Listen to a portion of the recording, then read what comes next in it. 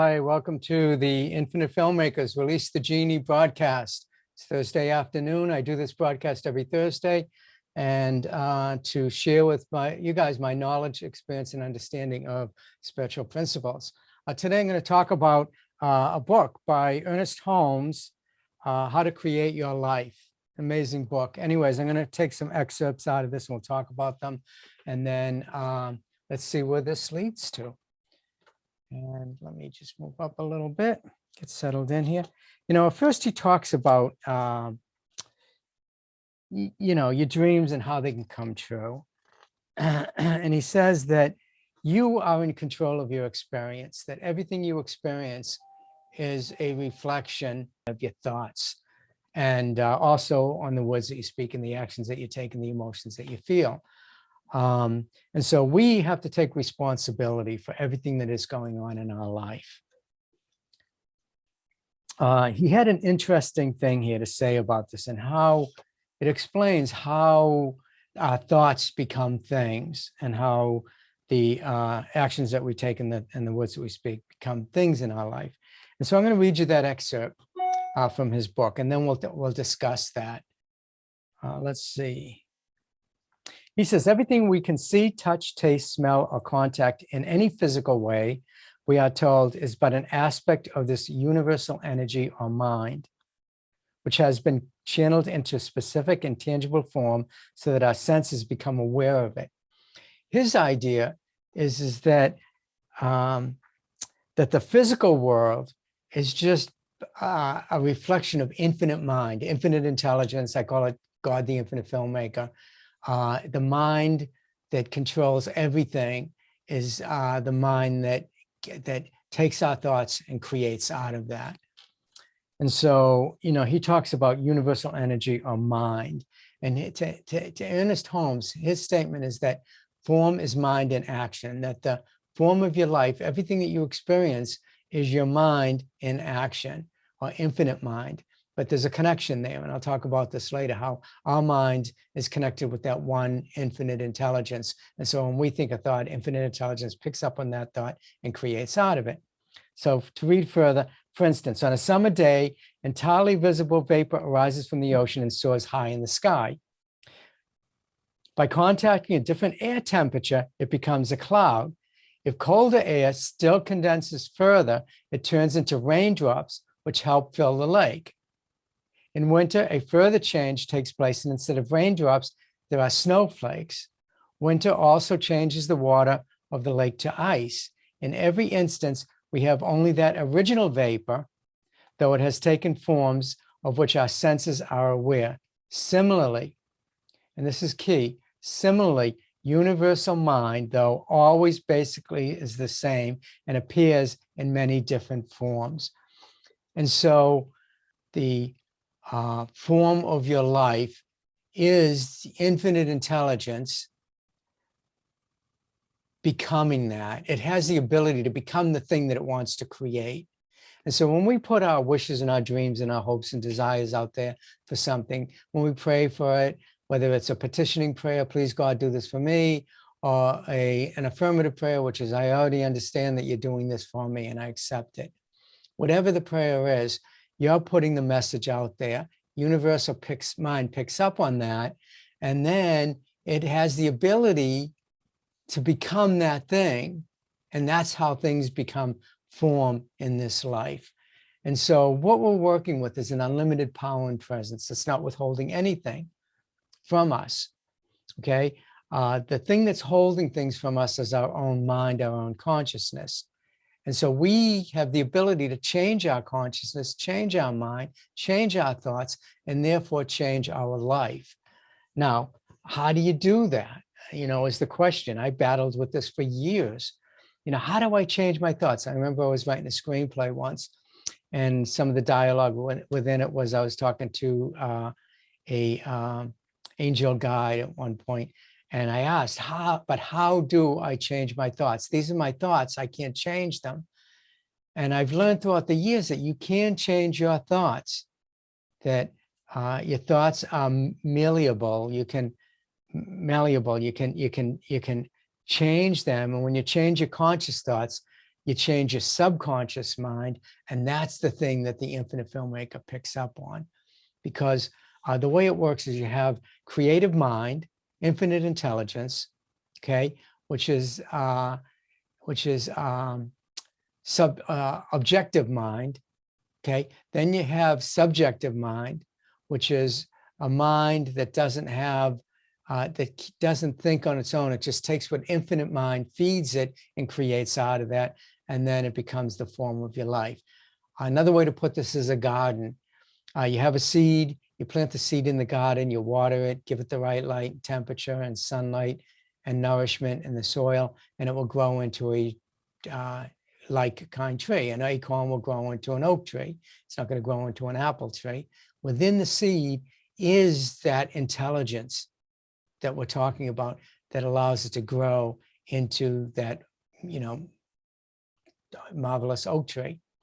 The same is true. You can put it another way. In my infinite filmmaker teachings, I state it as, using my metaphor of life being a movie created by an infinite filmmaker, I state it as that you have the infinite filmmaker creating the movie of your life. Okay, so when you think a thought, you're creating the movie of your life with the infinite filmmaker, and you're using the same power and presence that the infinite filmmaker uses to create things in this life, to create the oak tree out of the acorn. Okay, so infinite filmmaker takes your thoughts and he feeds these ideas to subjective mind, which is the cast and the crew, and they only know what they know how to do the best, and they're impeccable at it. So they take what the infinite filmmaker mind feeds it, and because they're subjective, they're not objective mind, it's subjective mind. They take what the infinite filmmaker feeds it and creates out of that, and it doesn't withhold anything. It's not capable of that. It's obeying the laws of the infinite filmmaker. And so it's able to create that thing that we want to create. Then that becomes the movie of your life.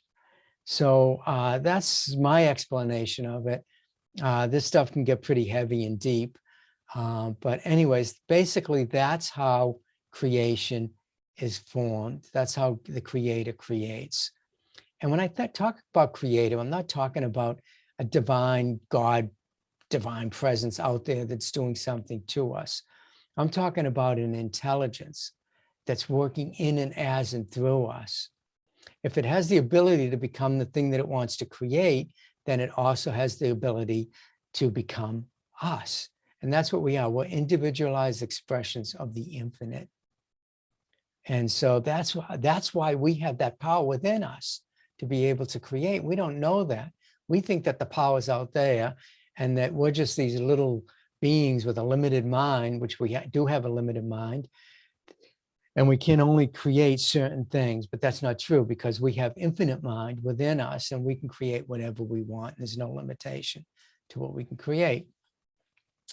And so let's see, where am I going with this? And so when you think a thought, you have to make sure that the thoughts that you're thinking are in alignment with what you want and not what you don't want. And too many times we think about what we don't want and what we don't have, and therefore the universal mind can only pick up on that and create from that. So you have to be direct. You have to know exactly what you want, and you have to state that. And later on, I'll teach you guys about a process that I use, a 5-step process. I call it the secret prayer, that allows you to connect with infinite intelligence so you can manifest the thing that you want to create. Let me pick up the book. I'll read something else out of this. This guy's brilliant. He was in the mid to late 1900s and writing about this stuff. So this is what he says about your financial success. Prosperity awaits our recognition and acceptance of it.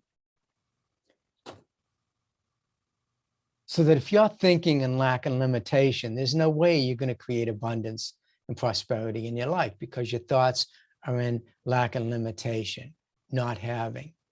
And so his thing is that the prosperity that's out there, and it's unlimited, there's an unlimited source of money out there and things out there. I call it the infinite prop house. It's the prop house that the infinite filmmaker uses for your movie called Life, which is unlimited. You can draw from that prop house anything you want to put in your movie called Life. So he's saying that that already exists. It waits for us. It waits for us to recognize and accept it. Or this idea can be stated another way. He says, your financial success already exists, but awaits your seeing it and accepting it as your own. When you believe something good is yours, the universe has no choice but to respond to that belief. This involves a process of identification by which you not only believe in your financial welfare, but you also act as if it is yours now. So when I was studying with Reverend Michael Beckwith from the movie The Secret, he used to say that act as if you have so you may receive. So when I'm working with my clients and I do this work and I do the prayer treatment or the secret prayer, at the end of it, I say, act as if you have so you may receive. Just go out and start taking actions, because the thing that you're asking for already exists out there. If you study Esther Hicks Abraham, then you'll know that she calls it the vortex of creation, where everything is already in the vortex of creation. You just have to get at the vibration to be able to receive that. Well, this guy was writing this back in the early 1900s about this stuff, even before Esther Hicks was talking about the law of attraction. And so he says, first of all, you must consistently believe in its existence. When you actually expect it, you are well on your way to meeting it halfway. This form is true expectancy is the highest test of faith. So, what he's saying is what I say in my Infinite Filmmaker teachings, that the infinite filmmaker is always knocking at your door. Your good is always knocking at your door. Your good and your God are good and the infinite filmmaker synonymous. It's one and the same thing. It is your good. It is everything that you're experiencing in your life. And it's always there for you to take. You just have to accept it. You have to be in acceptance of it, He says that this form of true expectancy is the highest test of faith. Next, you need to know that you have the right and the ability to declare financial success for yourself, to accept the creative action of mind in this particular way, and also to know you have practical skills and abilities which can be translated into things people want and will gladly pay for. And so that's financial abundance, is recognizing that you have gifts that you can share with others, and people will be willing to pay for that. There's people out there that are willing to pay for the gifts that you have. You just have to believe and have faith in yourself and in what you're teaching and what you're sharing with others. And then you'll be able to create abundance and prosperity out of doing what you love, rather than doing something you don't love and suffering as a result of that, and living in lack and limitation. He said, wise people never declare the oncoming good and then sit by idly waiting for it to arrive. They use every bit of their knowledge, initiative, and skill, the action of God in them, to make themselves so useful and valuable that financial rewards automatically flow to them. So, that's what I wanted to cover today. And, just recognize that you are a unique, individualized expression of the infinite, and you have qualities and gifts that only you can supply to this world. It's like there's no two grains of sand on the ocean that are exactly alike. In each and every one of us are individualized expressions of the infinite, unique individualized expressions of the infinite. And we have within us the power to create whatever we want to create in our life. And there's nothing being withheld from us. The infinite filmmaker is not withholding anything. My infinite filmmaker teachings, I say, what filmmaker who has the ability to create whatever they want to create in their movie, to make the best possible movie, would hold back from supplying each and every character with whatever they need to make the best possible movie? And the answer is they wouldn't. And neither does the infinite filmmaker hold back anything from you. That it's unlimited. There's no limitations out there for you to be able to create and be, do, and have the life that you want to have and the success you want to have, especially if you're in the entertainment business. You know, you look at the outside world around you and everything is telling you can't be, do, and have. Especially, you know, when I first moved out here to Hollywood as a filmmaker, I had big dreams of making it in Hollywood. And, you know, I struggled because I didn't know then what I know now. And if I did, I would have moved forward as if the gift is eternal, has already been given. I would have moved forward as if the thing that I'm asking for already existed. And then I would have gotten it. But no, my fear, my doubt, my insecurities got in the way, and I wasn't able to do that. So that's why I'm out here teaching you creatives in the entertainment business about spiritual principles for success, because I want you to be able to tap into this unlimited power and presence that's available to you so that you can create the life you desire to be living.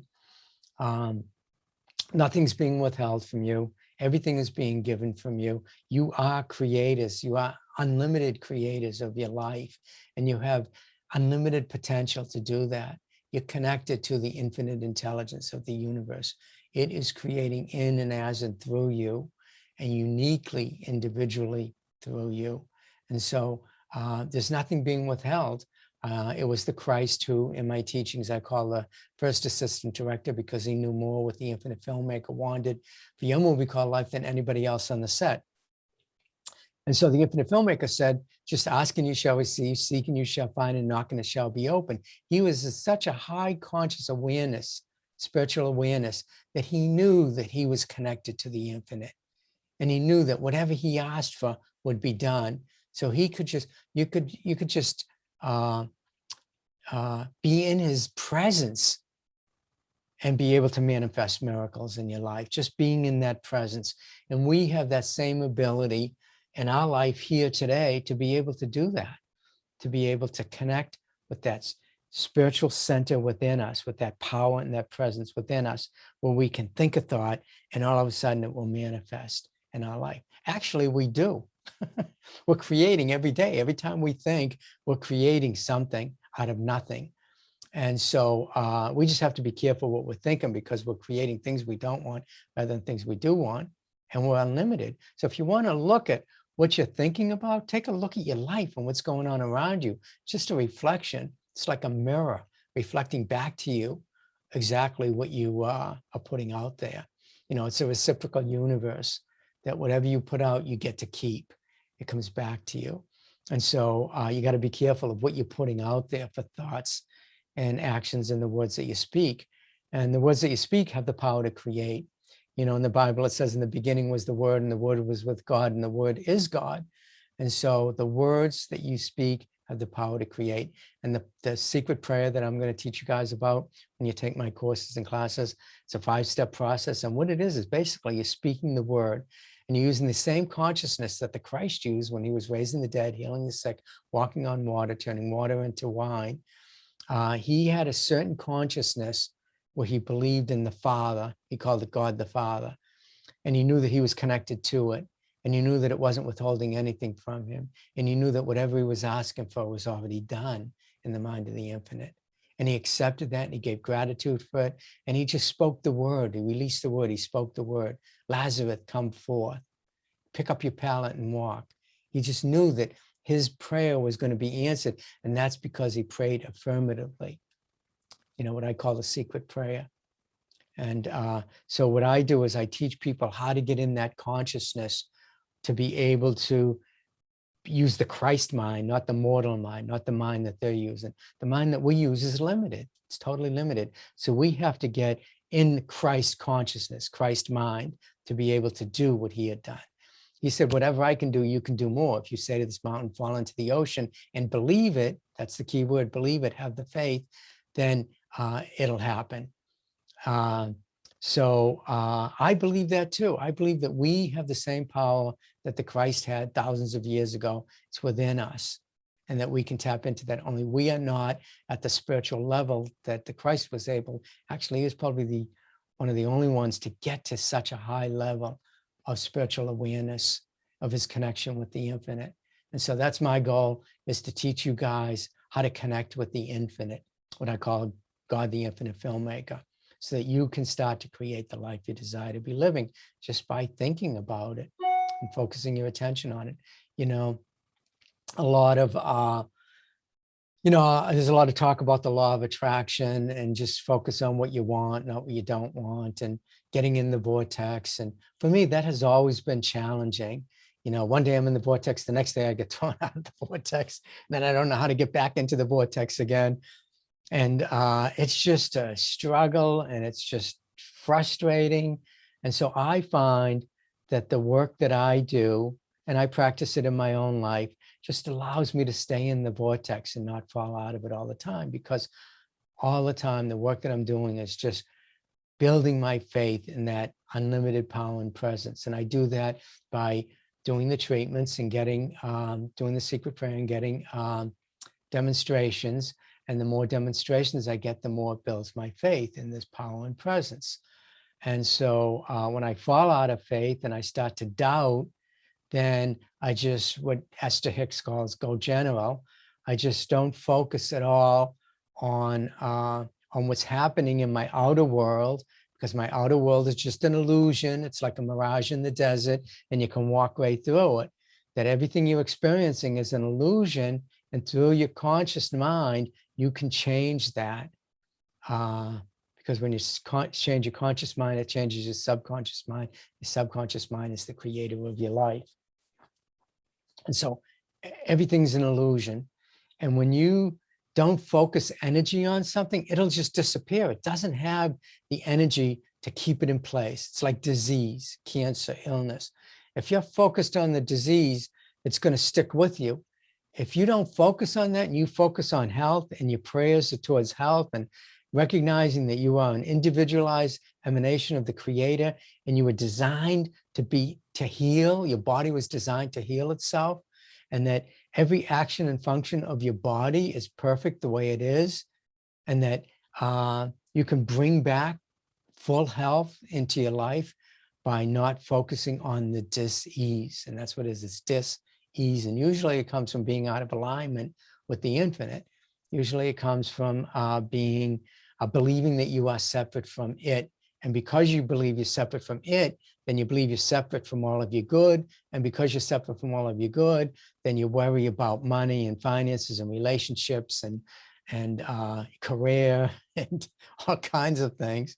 When you start to do this work that I'm talking about, you start to believe in it. You start to have a different movie called life. You start to rewrite the screenplay for your movie called life to create the things you want to create. And so anyways, I guess I was just flabbing on, and well, we'll see where all this goes. I just, I've decided I wanted to share this stuff with everybody. And so I'm new at this broadcasting and being comfortable in front of the camera. But, I just decided recently that I'm just going to say what I say. I don't care if people think I'm crazy or insane. I'm just going to share this stuff because I believe in it. I know that it works. I know that I am a unique, individualized emanation of the divine. That when you're looking at me, you're looking at God. When I'm looking at you, I'm looking at God. I'm looking at the creator of everything, of this universal movie. We all have our individual movies, okay? We're creating our individual movies that are creating the universal movie as a whole. And so there's no separation. Everything is connected. We're all interconnected. And that's why sometimes you can think about somebody and all of a sudden the phone will ring, because there's no, it's like the web of light. There's no separation between anything. There's one mind. That's the mind of the infinite filmmaker. And it's individualized as our mind, that our minds are individualized aspects of that one mind. So when we think a thought, that thought is picked up by infinite intelligence. It's also picked up by every other mind. That's why some people are psychic and they can read your mind and they can see your future, because they're able to tap into that infinite intelligence in a way where they're one with it. They're one with the power and the presence. There's no future or past with it. It's all just one thing happening all at the same time. So one time I was listening to Bashar. He was a channeler years and years ago, like 25 years ago, when I came out to LA. I'd go to these channeling sessions, and he said that in his channeling, said that that they're digging deeper and deeper and deeper into the molecular structure, into the atoms and molecules and nucleus, and what they're finding, and what they're going to find is what he's channeling in, is that energy is just one thing. It's one particle that's moving so fast, it's everywhere present. And that's what everything that you see in life, it's just that one particle, which is the God force of the source energy, okay, that's everywhere present at the same time. And that's how they can say, the mystics have said that, you know, that God is everywhere present. It's omnipresent, everywhere present at the same time, omniscient, all-knowing, omnipotent, all-powerful, you know. And we're starting to realize through physics that that this is true, that we are all one and the same thing. We all came from the same source. So we're all you know, characters in this movie called life that is creating the movie called life. Anyhow, food for thought. Good luck with that. Hope you can sleep on it tonight. I remember years ago when I came to California, I started going to Agape and listening to Reverend Michael Beckwith. And I was just blown away by some of this stuff I was learning. And a lot of his stuff is based on, you know, Ernest Holmes. You know, he wrote, his pivotal book was The Science of Mind. I have it over there. The Science of Mind, meaning mind, infinite mind. And through that book, he's able to really share his ideas of what this infinite mind is and how we are connected to it and how we can use it to create, you know, an amazing life.